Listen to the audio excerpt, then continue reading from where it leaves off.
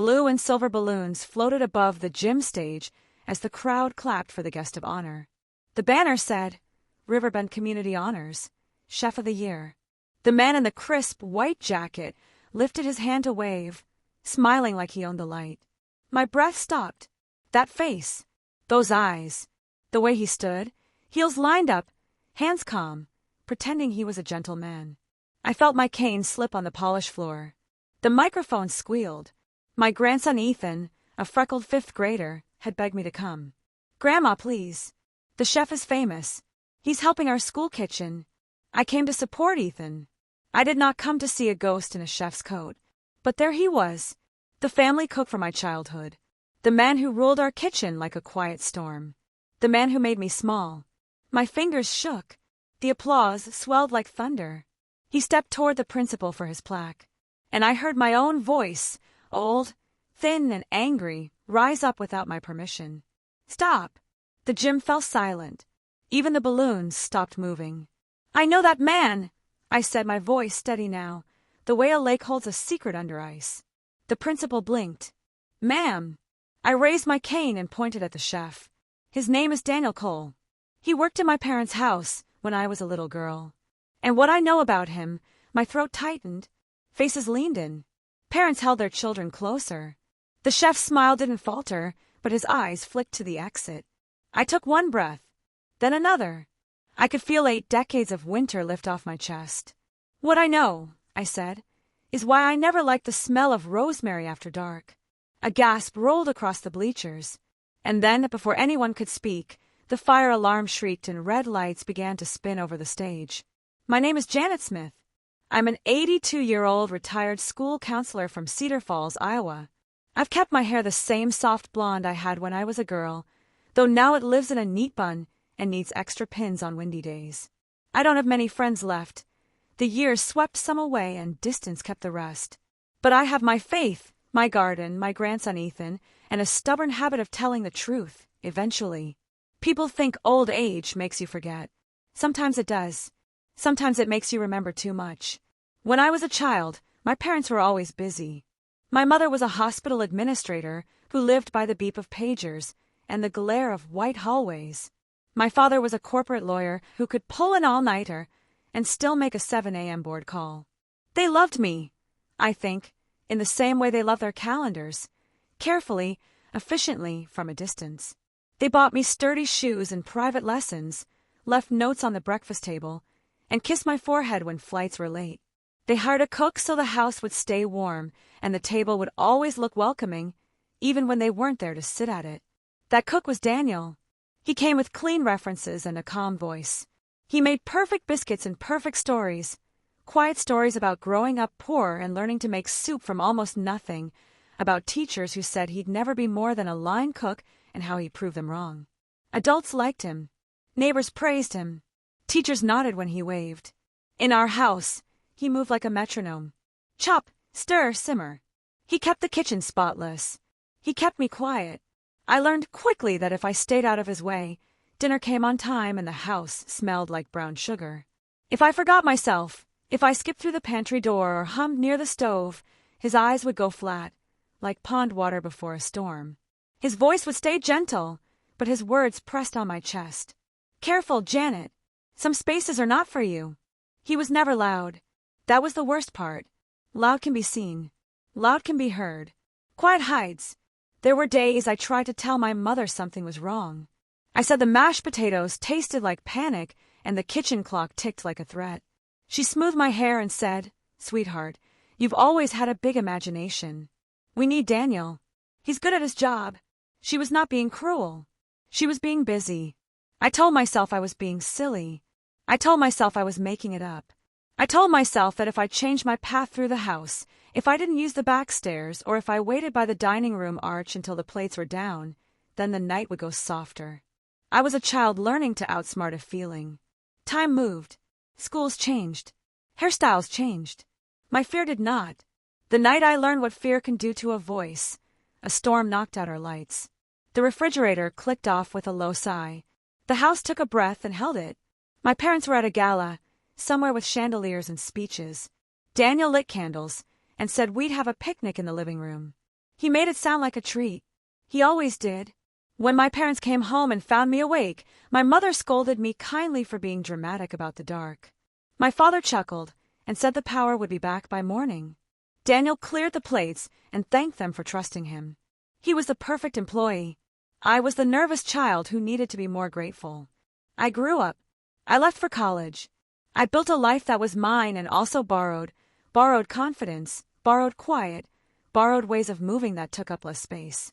I married a good man who taught me to plant peonies deep and to let the soil do its work. We raised our daughter, Anna. We went to church in potlucks. We took photos in front of the maple tree every fall until the maple leaned and the photo stopped. For years I told myself what happened in that kitchen was just mistreated. That word fit into drawers, could be folded and hidden, could be explained away. He was strict. He controlled too much. He scared me. Words like hurt, threat, and silenced became my braids. I wore them tight. They left little dents in my days. And then 2 weeks ago, a flyer came home in Ethan's backpack. Riverbend Honors, Chef of the Year. The picture was small, but I knew that posture. I knew the way he tilted his chin and how his hands sat empty, like they were pretending they never gripped anything that mattered. I wanted to throw the flyer away. I wanted to burn it and plant something new in the ashes. Instead, I folded it and tucked it under my Bible like a press leaf. I did not plan to speak at the ceremony. I planned to sit in the back, to cheer for my grandson's school, to keep my hands folded around my purse and my mouth closed around the truth. But when Daniel stepped under those gym lights and soaked in the applause, something old and tired in me stood up and reached for air. Fear can make a voice small. Love can make it loud. I love my grandson. I love every child who will walk past a kitchen door thinking it is a safe door. I love the little girl I was, even if I didn't know how to protect her then. So I stood. My cane clicked the wood. The room went still, and I said what I said. And that is when the alarm screamed. Red lights spun across the banner. Teachers waved their arms and told everyone to stay calm. The principal reached for the microphone and fumbled it. Parents covered ears. Children squealed. In the glare and noise, Daniel stepped back, just one heel, the smallest step, but I saw it. He looked at the side exit, the gym doors. He was measuring the room the way he used to measure the kitchen. Angles, timing, who could see him, who could not. The principal finally got the mic working. "We'll exit in an orderly fashion," he said. "Hold your children's hands. Follow the ushers." I tightened my grip on my cane. My heart thudded like footsteps on hardwood. I watched Daniel slide behind the curtain and, using the alarm as cover, the way a magician uses smoke. I am 82, but I am not slow. I turned to Ethan. "Stay with your mom," I told him. "Do not move." "Grandma, where are you going?" His eyes were wide, all trust and freckles. "Some spaces," I said, "are for the truth." I slipped into the stream of people and edged along the wall toward the stage steps. The siren howled. The curtain rippled. He was back there. I knew it like I know the sound of peonies catching rain. I set my cane on the first step and tested my balance. My knees ached, but my spine felt like steel. I climbed one step, then another. Behind the curtain, a shadow moved. I pushed the fabric aside, and I heard a voice I hadn't heard in 60 years, calm, gentle, practiced, say my name like a question he already knew the answer to. "Janet." The moment I heard my name slip from his lips, the years rolled back in a rush so violent I almost lost my balance on the stage step. My heart thundered in my chest. My grip on the cane tightened until my knuckles turned white. "Janet," he repeated, stepping out from the shadow. His hair had gone silver, cut close at the sides, but his posture hadn't changed. Upright, confident, a man who still believed he owned the room he stood in. His chef jacket gleamed in the strobe of the alarm lights, but his eyes, those cold, measured eyes, were exactly the same as I remembered. The gym buzzed with panic outside the curtain. Teachers corralled children, parents shouted names, sneakers squeaked across the hardwood floor. But behind that curtain, it was just him and me. The same way it used to be in my parents' house. Quiet, closed in, no witnesses. I swallowed. "Don't you dare say my name." He tilted his head, lips curling into the smallest of smirks. Still dramatic, I see. The rage that rose in me surprised me. For decades I had buried it, pressed it down with excuses and silence. But standing there, cane shaking in my hand, I realized how heavy that silence had been and how light anger could feel. "You should leave," I told him. "Tonight. Don't come back here. Don't ever let me see your face again." He didn't flinch, didn't even blink. Instead, he stepped closer, closing the distance between us with a slowness that made my skin prickle. "You think anyone will believe you? After all these years?" His voice was low, calm, the same voice that had once made me freeze as a child. I felt the curtain brush against my back. My knees wavered, but I forced myself to stand tall. I was 82 years old, yes, but I had lived long enough to know something he hadn't learned.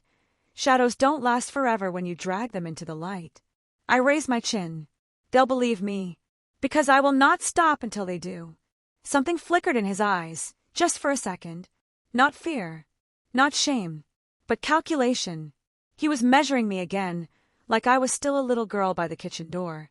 Before he could speak again, a security guard burst through the curtain. "Sir, everyone needs to evacuate."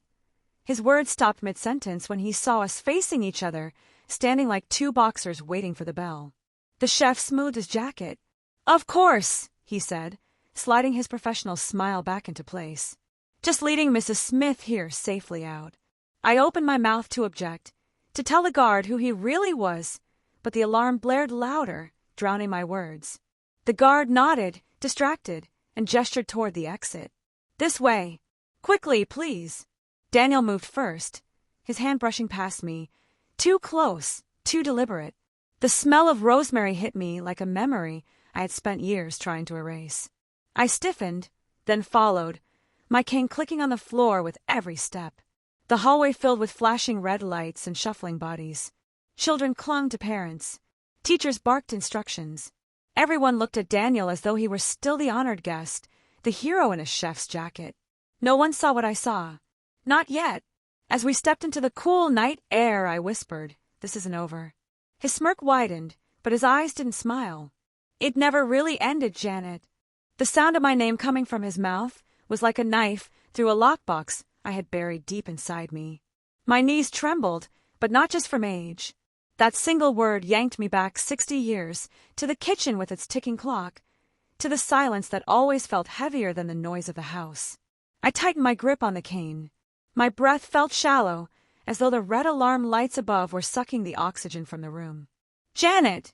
he repeated, softer now.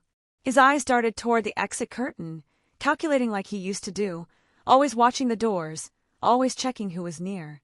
He had aged, yes, but some things never grow old. "Don't you dare say my name again," I snapped, my voice sharp enough to cut the tension in the air. He tilted his head and smirked, like the years hadn't passed, like he still had power over me. "Still dramatic," he murmured, his tone the same silky menace I remembered. For decades I had told myself the memories weren't real, that maybe I had overreacted. Maybe I had invented the terror in his eyes, the fear that pressed on my chest when he walked into a room. But standing there, face to face with him after all these years, I knew. I had not imagined anything. The fear I felt now was the same fear that had walked beside me into adulthood. I took a breath and forced my voice steady. "Leave. Leave this school, this town, this state. If I see your face again, I will not stay silent." He moved closer, too close. My cane clattered against the stage, step as I steadied myself. The smell of rosemary and garlic lingered on him, the same smells that used to haunt the air of our home kitchen at night. "You think anyone will believe you?" His voice dropped to a whisper only I could hear. "After all these years? You're an old woman. I'm respected. I'm honored. Look around you." The curtain behind us quivered as the crowd moved toward the exits. The gym roared with confusion and sirens. He was right about one thing. In that moment, everyone outside still saw him as the celebrated chef, the man who had given scholarships to the school, the man shaking hands with principals and smiling for cameras. No one saw what I saw, but that was going to change. "They'll believe me," I said, though my voice wavered, "because I will not stop until they do." His eyes narrowed for just a moment, then he pulled his mask back into place, smiling with that calm, unbothered expression that used to make adults think he was a saint. The security guard rushed through the curtain, distracted by the alarms. Sir, ma'am, this way please. We need to clear the stage. Daniel nodded smoothly. Of course, he said, his voice friendly, professional, convincing. I was just helping Mrs. Smith here. The guard barely looked at me, already moving toward the exit. I wanted to scream the truth right then and there, but the sirens drowned my voice. The guard's attention was on the crowd, and Daniel knew it. He brushed past me deliberately, his shoulder grazing mine, his voice low enough that only I heard. It never really ended, Janet. The hallway was chaos. Children crying, parents calling names, teachers guiding them out like a flock of panic birds. Red lights flashed against the walls. My cane clicked steadily against the linoleum floor as I followed, my chest burning with anger. I thought of my parents, how they had always been too busy to notice. My mother with her white coat and hospital hours. My father with his suits and endless case files. They believed the house was safe because they paid for safety. They never saw the shadows that stretched behind the kitchen door. A memory flashed. I was 8 years old, sitting at the kitchen table with a bowl of oatmeal. My father had left early for court. My mother was already at the hospital. The morning sun was bright, but I remember feeling cold. Daniel stood by the stove, stirring. He looked over his shoulder at me and smiled. To anyone else, it would have been an ordinary smile. To me, it was the warning. Don't speak. Don't move. I had learned then that silence was survival. But not anymore. As I stepped into the cool night air outside the school, I felt something shift inside me. I wasn't just a frightened girl anymore.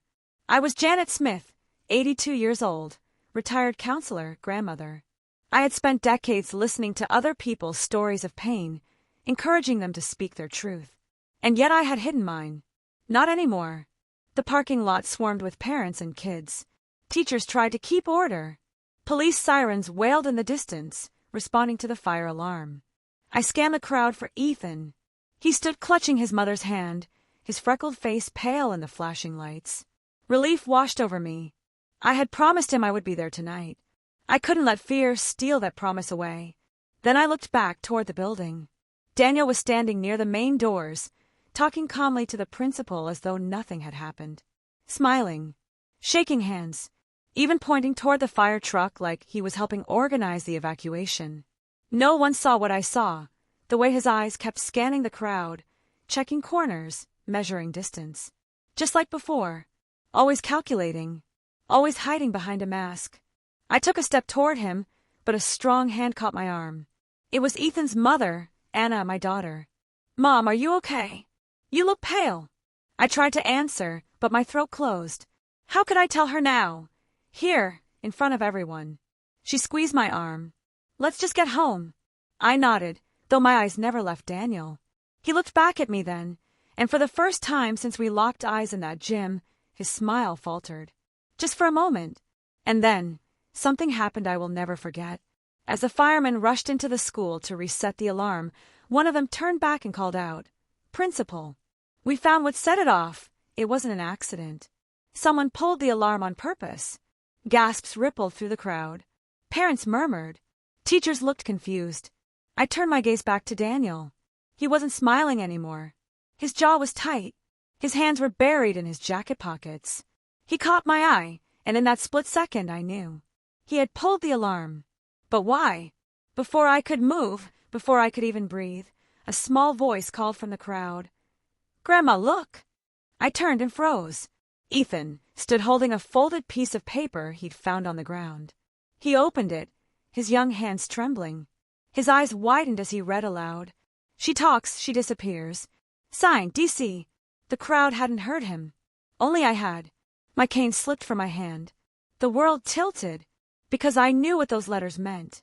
The night air turned colder the moment I heard Ethan's small voice. He held up the paper like it was a treasure, but I knew better. My heart dropped to my stomach. "She talks, she disappears. Signed, DC." The letters burned into me. DC Daniel Cole. He had signed it boldly, like a challenge, like he was daring me to act. I snatched the paper from Ethan's hands before anyone else could read it. My fingers trembled as I folded it quickly, pressing it against my chest. "What does it say, Mom?" Anna asked, frowning at me. "Nothing." I lied, stuffing it into my purse. My voice cracked, and I could feel Anna's suspicious eyes on me. But I couldn't let her know. Not yet. Not here. Not with him watching. I glanced back toward the doors. Daniel stood with the principal, his expression calm, but his eyes were fixed on me and my purse. He knew I had seen it. A chill raced down my spine. The crowd slowly began to come. Parents gathered children, police checked the school, and the firemen confirmed it had been a false alarm. People started filing back toward their cars, murmuring about how strange it all was. But no one suspected the truth. Only me, because I had lived under his shadow before. As we walked toward Anna's car, I felt the weight of the paper in my purse pressing against me like a stone. Every step I took made the words echo louder in my mind. She talks, she disappears. Disappears. The word clawed at my chest. Mom, Anna said, opening the passenger door for me. You're pale as a sheet. Are you sure you're all right? I tried to smile, but it felt like cracking glass. Just tired. It's been a long night. Ethan piped up from the back seat, his voice innocent. Grandma, who's DC? My pulse jumped. I swallowed hard. Nobody you need to worry about, sweetheart. But inside, I was screaming. Because if Daniel had gone as far as to slip a note at a school event, where my grandson could find it, then he wasn't just haunting my past anymore. He was stepping into my present, into my family's life, and that I could not allow. The drive home blurred by. The headlights stretched across the quiet suburban streets. My mind wasn't in the car. It was back in that kitchen, back in the dim light of the pantry door. I remembered the night I had tried to tell my mother the truth. I was maybe 12. I sat at the dining room table, tears dripping onto my plate of peas. Mama, I had whispered, Daniel scares me. She sighed, rubbing her temples. Janet, honey, Daniel has been nothing but kind. He cooks for us, cleans up, makes sure you eat. We're lucky to have him. But Mama, no buts. Your father and I work too hard to come home to this kind of drama. You mustn't let your imagination run wild. And just like that, she had shut the door on me. On the truth. I learned that night how to keep my lips closed, how to lock my words deep inside where no one could hear them. But now, 60 years later, Daniel was back, and he was threatening the one person I loved most in the world, Ethan. When we pulled into Anna's driveway, I forced a smile and kissed Ethan's forehead. Get some rest, darling. Grandma will see you tomorrow. Okay, he said, sleepy now, his freckles soft under the porch light. Love you. I love you more, I whispered. Anna lingered by the car, studying me. Mom, tell me the truth. Do you know that man? The question pierced me. For a moment I almost confessed everything. The late nights, the fear, the silence. I wanted to tell her why I couldn't stand Rosemary, why the sight of Daniel made me shake. But then I saw Ethan's small face in the window, watching us. Not tonight. I just recognized him from long ago, I said softly. But I'll explain later. Anna frowned but didn't push further. She hugged me tightly before heading inside. I stood there for a long moment, the paper heavy in my purse, the night pressing down on me. Then I turned and walked back down the street, cane tapping against the pavement, my heart heavy with a mix of dread and determination. Back at my house, the silence felt suffocating. I locked the door, pulled the curtains tight, and sat at the kitchen table with a note in front of me. The handwriting was neat, deliberate, the kind of writing that wanted to be understood. No mistake, no hiding. She talks, she disappears. He wanted me scared. He wanted me silent, just like before. But this time I wasn't a child. This time I had something to fight for. I reached for my phone, my finger hovering over the number of the local police. But then I froze. What would I even say? That a famous chef slipped my grandson a note? That 60 years ago he had terrorized me in ways I never dared speak aloud? Would they believe me now, any more than my parents had back then? My hand shook as I lowered the phone. That's when I heard it, a sound outside my window. Slow, deliberate, like footsteps on the gravel path. I froze. My heart slammed against my ribs. Cane in hand, I shuffled to the living room and peeked between the curtains. The street was empty, too empty. And then I saw it. On my front porch, under the dim glow of the light, sat a casserole dish. Steam still rose from it. A note was taped to the lid. With trembling fingers, I opened the door and stepped onto the porch. The night was silent. My street looked asleep. I bent down and peeled the note off the dish. It was written in the same careful handwriting. Eat well, Janet. You'll need the strength. DC. I stumbled back, the dish nearly slipping from my hands. Because I knew then he had been here. At my house. Watching. Waiting. The dish sat there like a curse. Steam curled from under the foil, carrying the unmistakable scent of rosemary. My stomach twisted. Of all the herbs he could have used, he chose the one that had haunted me for decades. I picked up the note again, my hands trembling. Eat well, Janet. You'll need the strength. DC. It wasn't just a message. It was a reminder. A taunt. A threat dressed as kindness, the same trick he had played when I was a girl. He had always cloaked control and politeness. Always made fear look like generosity. I carried the dish inside, set it on the table, and sat down. The kitchen clock ticked loudly, echoing the ticking of the clock from my childhood home. My throat tightened. I wanted to throw the casserole straight into the trash, but something stopped me. Curiosity. Fear. Proof. If I threw it away, I'd have nothing but my word against his. But if I kept it, if I showed someone, maybe they'd believe me. I reached for the phone again, almost dialing the police. Then I froze. What would I say? A casserole appeared on my porch? They'd think I was a lonely old woman seeing threats and shadows. My pulse thudded in my ears. I took a shaky breath and whispered to myself, You survived him once. You'll survive him again. Sleep didn't come that night.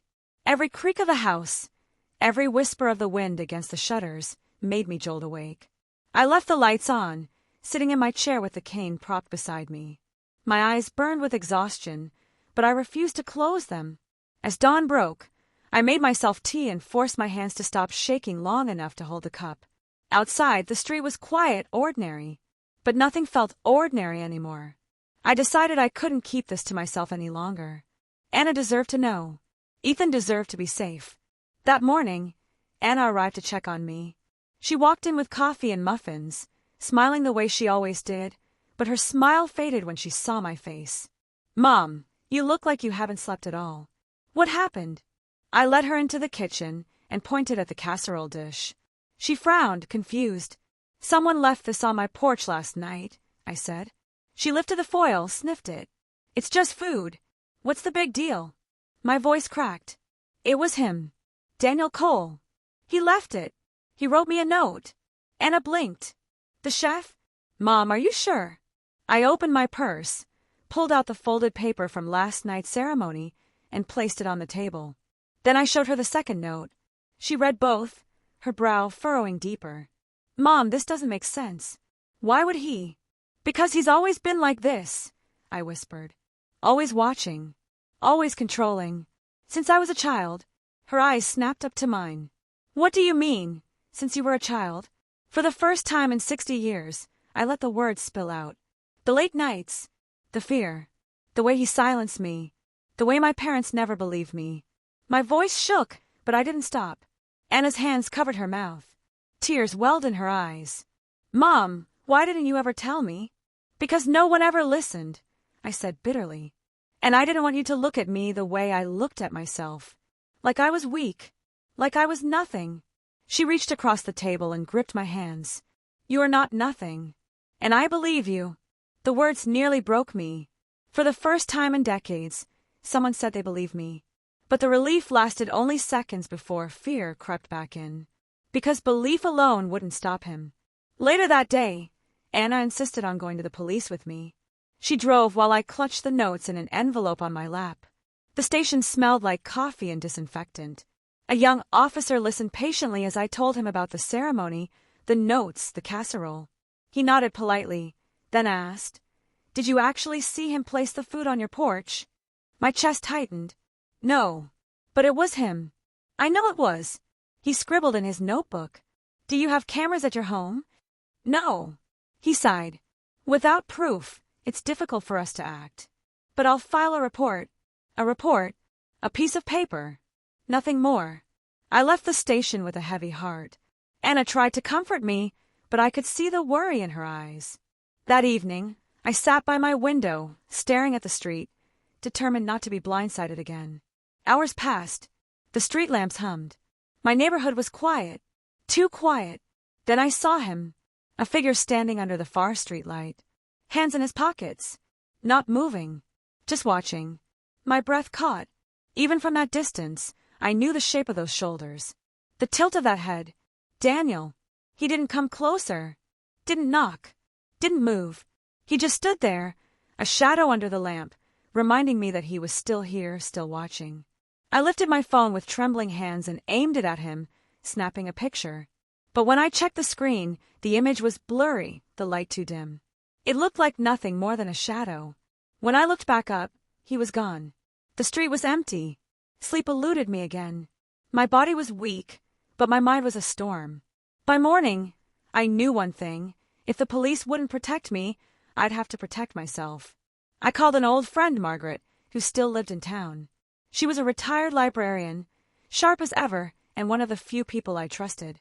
"Janet," she said when she answered, "you sound frightened." "I am," I admitted. "I need your help." We agreed to meet at her house the next day. I packed the notes, the casserole dish, everything I could carry as proof. But that night, something happened that made my blood run cold. As I prepared for bed, I opened my nightstand drawer to grab my glasses. Inside, tucked neatly beside my Bible, was another note.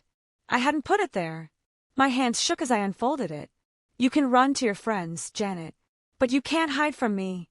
I've always known where to find you. DC." The note slipped from my fingers and fluttered to the floor. My knees buckled, because if it was in my nightstand drawer, that meant he had been inside my house, inside my bedroom. The paper slipped from my hand and drifted to the carpet like a leaf. My knees gave way, and I collapsed onto the edge of the bed. My breath came fast and shallow. Inside. He had been inside my bedroom. The thought clung to me like smoke. My sanctuary, my one safe place, had been breached. The nightstand drawer wasn't locked. The front door lock wasn't broken. He hadn't forced his way in. He had found a way, quiet and precise, the same way he always did. The note lay at my feet. "You can run to your friends, Janet, but you can't hide from me. I've always known where to find you. DC." My vision blurred with tears. For a moment, I felt like that child again, small, powerless, trapped in a house where no one believed me. But then another thought came, sharp as a knife. Not again. I wasn't that little girl anymore. I was 82 years old, yes, but I had lived through wars, buried a husband, raised a daughter, and watched generations grow. I wasn't powerless. Not now. I wiped my tears and picked up the note. My hands were shaking, but my resolve hardened. I wasn't going to let him control me again. That morning, I called Anna. My voice was flat, steady. "Mom," she asked, alarmed. "Are you okay?" "No," I said. "He was in my house." Silence. "Then what? How do you know?" I told her about the note in my nightstand. I heard her sharp intake of breath. "Mom, I'm coming over right now." "No," I said quickly. "Don't. I don't want him anywhere near Ethan. Stay home. Keep the doors locked. Please." "Then what are you going to do?" I hesitated, the words tasting strange on my tongue. "I'm going to fight back." I spent the next few hours moving through my house, checking every lock, every window, every corner. The silence pressed on me like a weight. My cane tapped against the wood floors as I searched, as though announcing to the walls that I wasn't afraid. But I was. I knew Daniel. He didn't bluff. If he left a note in my nightstand, it wasn't just to scare me. It was to remind me of his reach, his power, and maybe to remind me of my silence. I thought back to the years after I left home for college. I had worked so hard to build a life far away from the shadow of that house. I had met Robert, my husband, and for the first time I felt safe. He was kind, steady, the kind of man who held me when nightmares clawed at my sleep. But even then, I never told him about Daniel. Not once. I buried it. I told myself the past was the past, and now it had followed me home. By evening, I was too restless to stay indoors. I wrapped a shawl around my shoulders and walked slowly down the street, cane clicking against the pavement. The air was cool, crisp, the kind of air that usually calmed me. Not tonight. At the corner, I noticed a car parked beneath the streetlight. Its engine off. Windows tinted. My heart skipped. Was it him? Watching again. I stood there for a long moment, staring at the car. Then, with all the courage I could muster, I raised my cane and smacked it against the sidewalk. The sharp crack echoed down the street. I see you, I shouted, my voice stronger than I felt. You hear me, Daniel? I see you. A dog barked from a nearby yard. A curtain twitched in a neighbor's window. But the car didn't move, didn't start, didn't drive away. Finally, trembling, I turned and walked back to my house. When I looked back one last time, the car was gone. The next day, I visited Margaret, my old friend. Her cozy living room smelled of lavender and old books.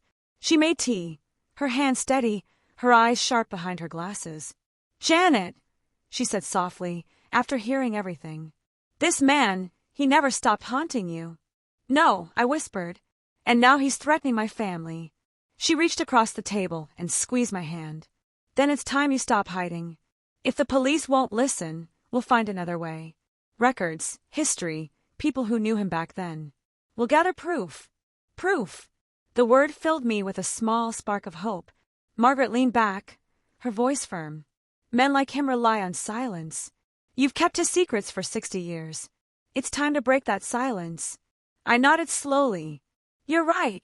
But before I could take another sip of tea, a knock rattled the door. Margaret frowned. Who could that be? We weren't expecting anyone. She opened the door. And there he was, Daniel, standing on her porch in his white chef's jacket, holding a bouquet of flowers. "Hello, Margaret," he said warmly, his voice smooth as honey. "I heard Janet was here. I thought I'd stop by to bring a little peace offering." Margaret froze. I clutched my cane so tightly my knuckles ached. His eyes met mine over the flowers. That same smirk, that same calm. He had found me again. And now, he wasn't hiding in shadows. He was standing in broad daylight. Daniel stood there like he belonged, bouquet in hand, his smile rehearsed, his voice dripping with charm. "Hello, Margaret," he repeated, his tone smooth. "And Janet, what a surprise to see you here." My blood ran cold. Of course he knew. Of course he had followed me. The notes weren't just threats, they were proof he was watching my every move.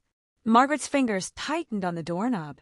Her librarian's eyes scanned him the way she used to scan overdue patrons. Calm, critical, unyielding. "Mr. Cole," she said curtly, "this is not a good time." But Daniel ignored her. He held the bouquet toward me. "For you, Janet. Rosemary and lilies. Your favorites, weren't they?" The smell hit me like a punch. My breath caught in my throat. He remembered. He remembered everything. I refused to move. My cane pressed against the floor like a stake in the ground. "Take them away." His smile didn't falter. "I only came to make peace. Old misunderstandings should be left in the past, don't you think?" Margaret stepped between us. "Enough," she said sharply. "Janet owes you nothing. Leave." For the first time, Daniel's eyes flicked with something darker. Annoyance. His smile thinned. "I was only being neighborly." "Neighbors don't break into people's homes," Margaret snapped. His gaze snapped to me. "So you told her?" The air went still. "Yes," I said, my voice low but steady. "I told her everything."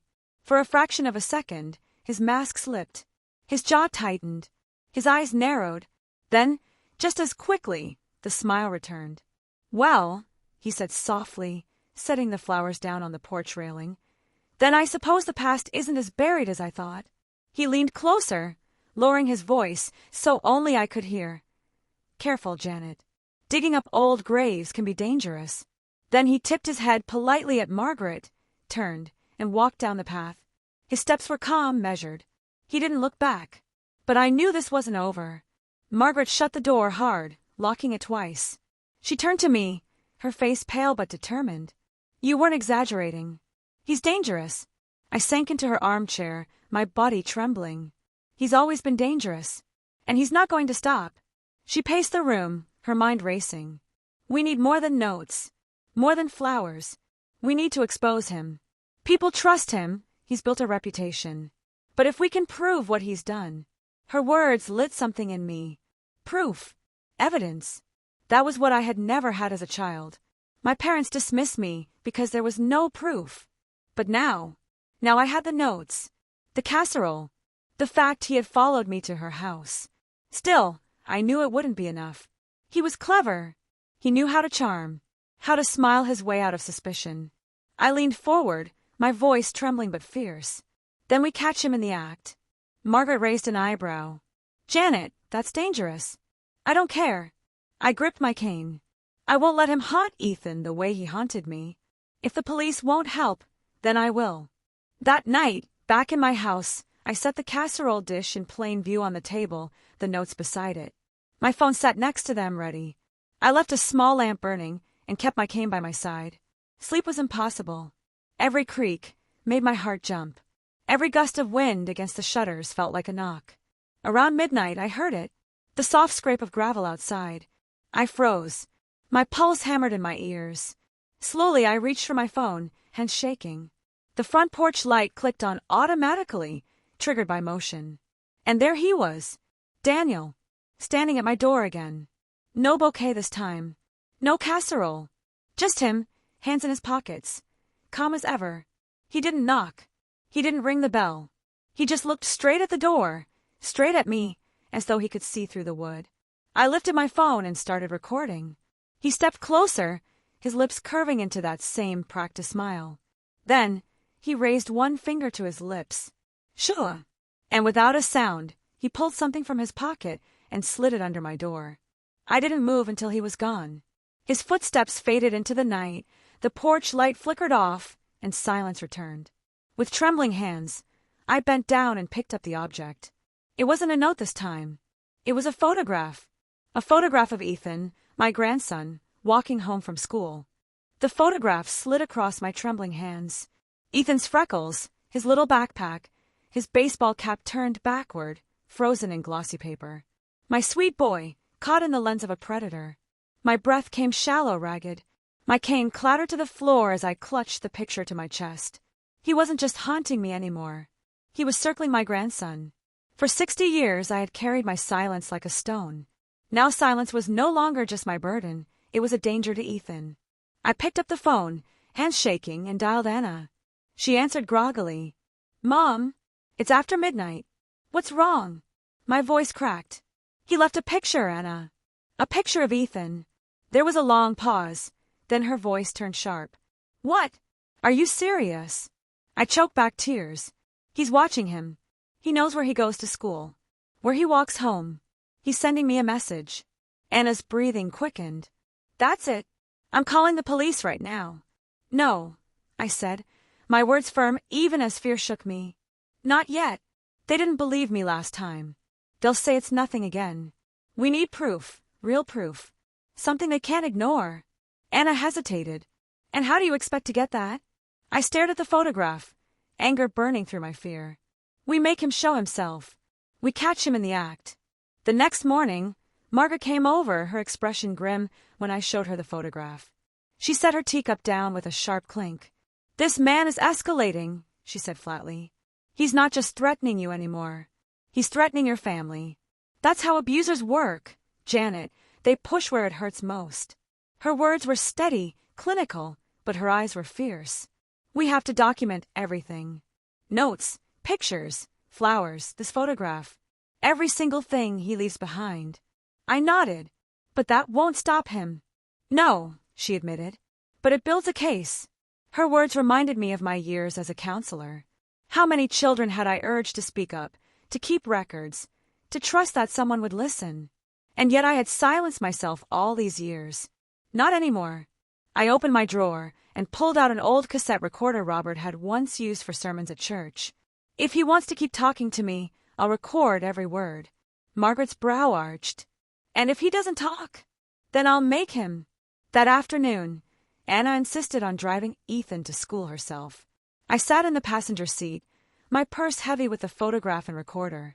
My eyes scanned every car, every corner, searching for him. Ethan, blissfully unaware, chattered in the back seat about dinosaurs and a spelling test. His innocence was both my comfort and my terror. When we pulled up to the school, I kissed his forehead and whispered, "Stay close to your mom, sweetheart." He wrinkled his nose. "I always do, Grandma." Anna gave me a worried look as we watched him join his classmates. "Mom," she said quietly. This is getting out of hand. If something happens. Nothing will happen, I said, though my voice wavered. Because I won't let it. That evening, I set my trap. I left my porch light on, the notes and casserole dish still visible through the front window. I sat in my armchair with the recorder on the table beside me, my cane leaning against my leg. The night dragged on. My eyelids grew heavy. The house creaked and groaned, but I forced myself to stay awake. Then footsteps. Soft, deliberate, crunching the gravel outside. My heart pounded as I clicked the recorder on. The porch light flicked on. There he was again. Daniel. Calm. Smiling. This time, he carried nothing. No flowers. No casserole. Just his presence, which was worse. He stepped onto the porch and looked straight through the glass at me. I didn't move. He raised his hand and knocked, slow and deliberate. 3 times. Knock. Knock. Knock. I gripped my cane tighter, my other hand trembling on the recorder. Open the door, Janet, he called softly. His voice, even muffled through the glass, carried that same silken menace. You and I need to talk. I swallowed hard. Talk here. He tilted his head, always so stubborn. But you know you can't ignore me. You never could. I forced my voice to stay steady. Leave, Daniel. Leave now. He smiled wider. Or what? You'll call the police. We both know they won't listen. They never did. My stomach twisted. He knew exactly where to strike, the old wound that never healed. I have proof now, I shot back. Notes. Pictures. This time they'll listen. For the first time, his smile faltered. His eyes darkened. Then he leaned close to the glass and whispered words that made my blood freeze. You think you're protecting him. But I've already been closer to Ethan than you know. I gasped. My body shook. What do you mean? He tapped the glass with one finger, slowly. Ask him about the man who bought him ice cream after school yesterday. My heart stopped. Ethan. He had been with Ethan. My knees gave way and I collapsed into the chair, clutching my cane. By the time I looked up, Daniel was gone. Only the night remained, and the sound of my own heartbeat, pounding like a war drum. I couldn't breathe. His words echoed in my head like thunder. Ask him about the man who bought him ice cream after school yesterday. Daniel had been close to Ethan. Too close. The fear was so sharp it almost stole my voice. But fear wasn't going to save Ethan. Fear had kept me silent for 60 years. Not anymore. I picked up my phone and called Anna. My hand shook so badly I almost dropped it. She answered on the first ring. Mom. My throat was tight. Anna, listen to me carefully. Did Ethan mention a man buying him ice cream yesterday? There was silence, then the sound of Anna moving quickly, her voice urgent. Ethan, come here a minute. I held my breath as muffled voices came through the line. Ethan's sweet little voice floated in. Yeah, Mom. A nice man bought me a cone after school. He said he knew Grandma. My vision blurred. Anna's voice turned sharp. What did he look like? Ethan thought for a second. White hair. Tall. He smelled like food. He said his name was Mr. Cole. My chest clenched. Anna came back on the line, her voice trembling with rage. It was him, wasn't it? Yes, I whispered. It was him. Anna cursed under her breath. That's it. We're not waiting anymore. We're going to the police tonight. But I shook my head, even though she couldn't see me. No. He's too careful. Too charming. They'll brush it off like they always do. We need more. We need something undeniable. Anna's voice cracked. Then what do we do, Mom? I swallowed hard. We trap him. The next morning, Margaret came over, her lips pressed into a tight line when she heard about the ice cream. This man is escalating, she said. He won't stop until we make him. I nodded. So we make him. We sat around my kitchen table, the same table where I had once been too frightened to speak as a child, and we planned. The idea was simple, though dangerous. Lure him into trying something in the open, while we recorded every word and every move. Margaret's nephew was a tech whiz, and he loaned us a small hidden camera disguised as a button. We set it up in my living room. Are you sure about this? Margaret asked, her hand on mine. I have to be, I said. For Ethan. That night, I left the porch light on and the notes laid out on the table like bait. My heart pounded with every tick of a clock. Margaret sat hidden in the back room with a second phone, ready to call the police the moment we had something solid. The house was silent, the kind of silence that presses against your skin. Then footsteps. The crunch of gravel. I gripped my cane and tried to steady my breathing. The door creaked. And there he was. Daniel stepped inside as though he owned the place. No knock. No hesitation. Just boldness. He wore no chef's jacket tonight, just a dark coat. His silver hair glowed, faintly in the lamplight. "Hello, Janet," he said softly. "Still leaving the door unlocked, I see. You never learn." I clenched my cane tighter, my voice trembling but firm. "You need to leave." He smiled, calm as ever, and stepped closer. "Oh, but I just came to talk. After all, that's what you've always wanted, isn't it? Someone to listen." I swallowed hard, glancing at the camera button hidden in the bookshelf. "What do you want from me?" His eyes gleamed. "I want silence. The same silence you gave me for 60 years. The same silence that let me build the life I have now. And if you can't give me that," he leaned closer, his voice dropping to a whisper, "then Ethan will pay the price." My blood turned to ice. I forced myself not to look at the camera, not to flinch. "You won't touch him." Daniel chuckled. "You think you can stop me? You think your daughter can?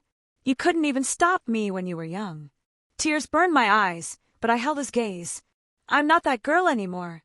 He tilted his head, amused. "No.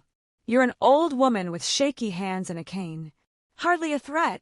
I raised the cane slowly, gripping it with both hands. "Try me." He smirked, but before he could answer, Margaret stepped into the doorway, her phone raised. "It's all recorded, Daniel. Every word. It's over." For the first time, his smile cracked. His eyes flicked to the bookshelf, to the blinking red light. His jaw tightened. Then, without a word, he lunged. He knocked the camera to the ground, smashing it beneath his shoe. The red light blinked out.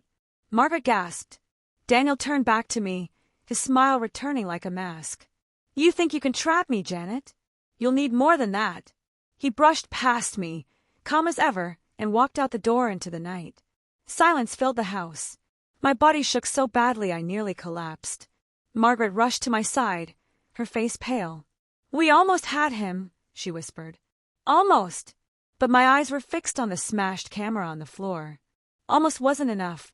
And in that moment, I knew. Next time, he wouldn't just smash the camera. Next time, he'd smash me. The silence after Daniel left was heavier than any scream. My cane trembled in my hand, my knees weak. The smashed camera lay on the floor like proof of failure, its blinking light gone. Margaret picked it up, her face pale. "We almost had him," she whispered again. "Almost doesn't protect Ethan," I said, my voice raw. "Almost doesn't stop him." She gripped my shoulder. "Then what now?" I sank into the chair, staring at the shards of plastic. My pulse pounded in my ears. I had spent a lifetime hiding, hoping silence would be safety. But silence had become the weapon he used against me. "Not anymore. I'll go public," I said suddenly. Margaret blinked. "Public? Janet, do you know what you're saying?" "Yes," I said firmly, fire rising in my chest. "For 60 years I've been quiet. That's how he survived. People trust him because no one dares to say otherwise. But if I speak, if I tell the world what he's done, then he can't hide anymore." Margaret hesitated. "He'll fight back. He'll smear your name. People will doubt you." "I know," I said, tears burning my eyes. "But I don't care anymore. They can doubt me all they want. But they won't doubt the fear in my voice. They won't doubt a grandmother fighting for her grandson." Margaret studied me, then slowly nodded. "If you're ready, then I'll stand with you." The next morning, I called Anna. She listened in silence as I explained. At first, she was angry, terrified even. "Mom, going public will put a target on your back. He'll come after you harder." "He already has," I said. "He was in my house, in my room. He gave Ethan ice cream. He left me notes in drawers. He's already coming after me. Going public is the only weapon I have left." Anna's voice cracked. "What if no one believes you? Then at least I'll know I finally told the truth." Silence hung on the line. Then I heard her take a shaky breath. "If you're doing this, you're not doing it alone. I'll be there." Her words gave me strength. For decades, I had been the little girl no one believed. Now, for the first time, my daughter stood beside me. That afternoon, Margaret arranged for us to meet with a journalist she trusted, a woman named Claire, known for digging into stories others ignored. We met at a small cafe, the kind with chipped mugs and peeling wallpaper. I sat across from Claire, my notes trembling in my hands. She was younger, sharp-eyed, her pen poised over her notebook. "Mrs. Smith," she said gently, "tell me everything." And so I did. For the first time in my life, I let it all out.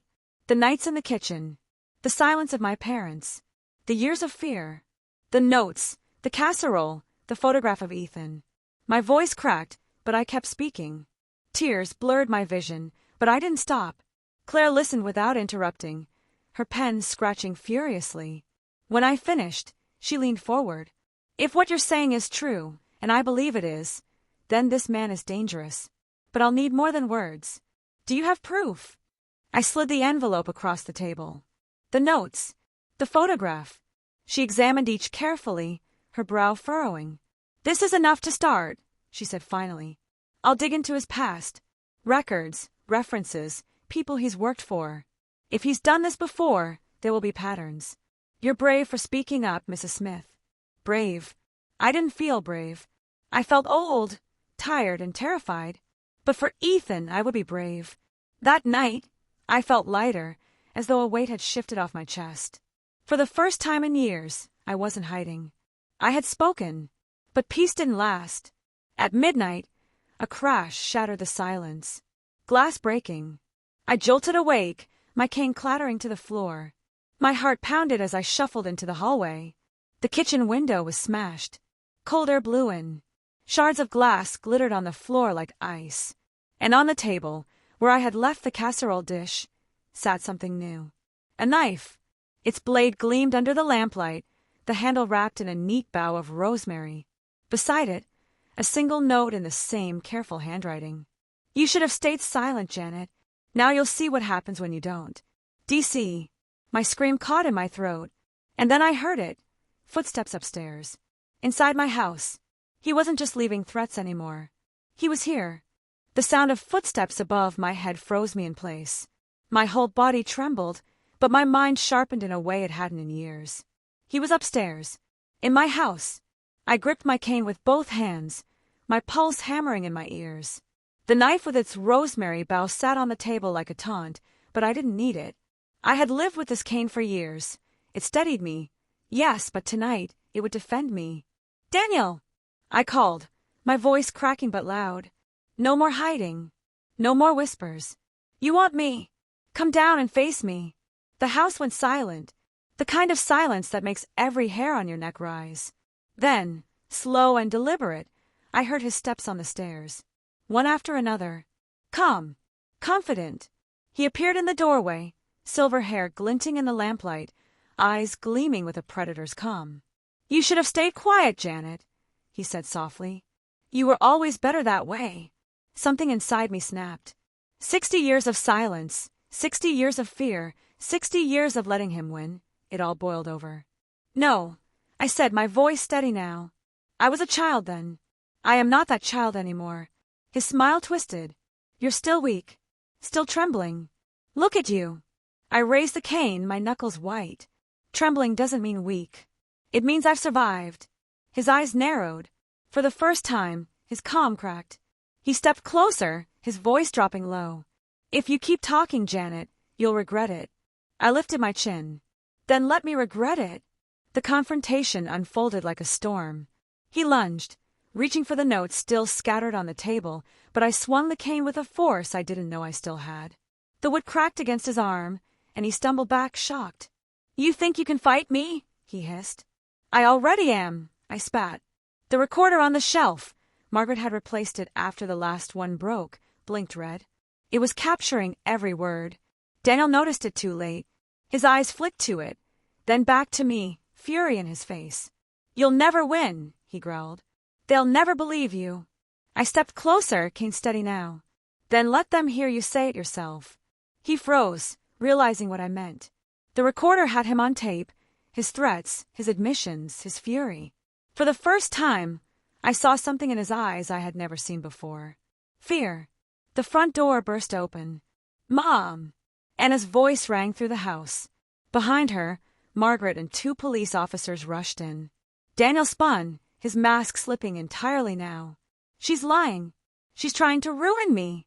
But Anna's eyes went straight to the recorder, blinking red. Margaret pointed at it, her voice sharp. "Everything is on tape."